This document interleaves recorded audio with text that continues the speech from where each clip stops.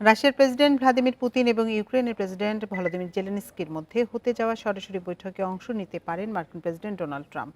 সোমবার মধ্যপ্রাচ্য সফর শুরুর আগে এমন পরিকল্পনার কথা জানান তিনি।